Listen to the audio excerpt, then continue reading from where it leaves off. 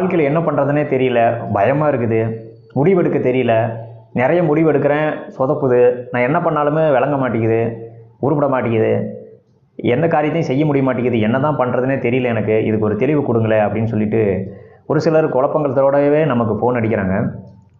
நண்பர்களே, உங்களுக்காக தான் நாங்கள் ஒரு ப்ரோக்ராம் ஏற்படுத்தியிருக்கிறோம், அக் லைஃப் அப்படிங்கிற ப்ரோக்ராம். இந்த குழப்பங்களோடு இருக்கிறவங்களுக்கு அந்த ப்ரோக்ராம் நல்ல ஒரு வாய்ப்பு. இதுக்கு ஒரு தெளிவு என்ன பண்ணலான்னு பார்த்தீங்கன்னா, உங்களுக்கு ஏன் அந்த குழப்பம் ஏற்படுது அப்படின்னு பார்த்தீங்கன்னா, உங்களுடைய மனம் அப்படிங்கிறது ஒரு மாதிரி ஒரு வேகத்தில் போயிட்டுருக்கு. உங்களுடைய உடல் அப்படிங்கிறது வேறு மாதிரி ஒரு வேகத்தில் போயிட்டுருக்கு. உங்களுடைய ஆழ்மனம், அதாவது உங்களுடைய ஆன்மா அப்படிங்கிறது அது ஒரு வேகத்தில் போயிட்டுருக்கு. ஸோ இது மூணும் வெவ்வேறு வேகத்தில் வெவ்வேறு விஷயத்தோட நோக்கத்தில் போயிட்டுருக்கனால உங்களுக்கு அந்த குழப்பம் ஏற்படுது, தெளிவில்லாமல் இருக்குது, பயமாக இருக்குது, பதட்டமாக இருக்குது, வாழ்க்கையே புரியாமல் இருக்குது. சரிங்களா? ஸோ ஒரு முடிவெடுக்க முடியாத நிலைக்கு போகிறதுக்கு காரணம்னா இது மூணும் வேறு வேறு நிலையில் இருக்குது. அது பாட்டு தறிகட்டு ஓடுது.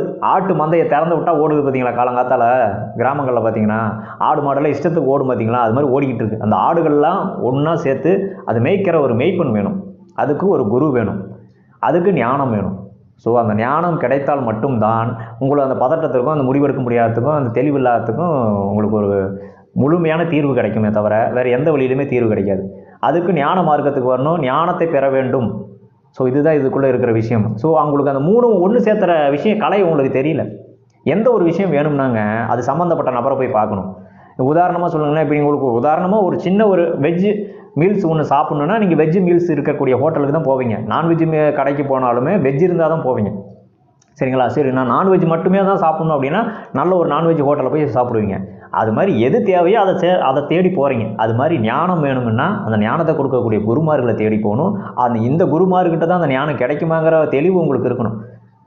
சில போலியான குருமார்கள் இருக்கிறாங்க, தவறான நபர்களும் இருக்கிறாங்க அந்த சமூகத்தில். அது நீங்கள் பார்த்து தெளிவடைஞ்சு அது உங்களுடைய தெய்வத்துக்கிட்ட கேட்டிங்கன்னா அது சொல்லுவாங்க, இவர்கிட்ட போங்க அப்படின்னு சொல்லி உணர்த்துவாங்க. அப்புறமா நீங்கள் போய் அதில் கலந்துக்கிட்டு தெளிவடையலாம். ஸோ நல்ல ஒரு நிலைக்கு வரணும், எனக்கு முடிவு எடுக்கணும், தெளிவு வேணும் அப்படிங்கிறவங்களுக்கு இதுதான் ஒரு விஷயம். உங்கள் மனம் உங்களுடைய கட்டுப்பாட்டில் இல்லை. ஸோ உடல், மனம், ஆன்மா இது மூணுமே உங்கள் கட்டுப்பாட்டிலே இல்லை. உங்களுடைய கட்டுப்பாட்டு மீன்ஸ் நீங்கள் நினைக்கிற மாதிரியோ இல்லை உங்களோட விருப்பத்துக்குள்ளேயோ உங்களுடைய எதுக்குமே ஒத்துழைக்கலை. மூணு விதமாக இருக்குது. அதை ஒன்று சேர்த்து அதுக்கான ஞானத்தை கொடுத்து தெளிவை கொடுத்து அது மூணு ஒன்றாக இணைந்து செயல்படக்கூடிய ஒரு செயலை உருவாக்கி கொடுத்து அந்த செயலை எடுத்து நீங்கள் செய்யும்போது ஒரு தெளிவோ ஒரு பயமின்றியோ ஒரு வாழ்க்கையில் ஒரு நல்லாவே வாழ்க்கை போகும். அப்போ தான் நல்லா வாழ்க்கையும் போகும். அதுதான் வாழ்க்கை. சரிங்களா? நன்றி. நல்லது.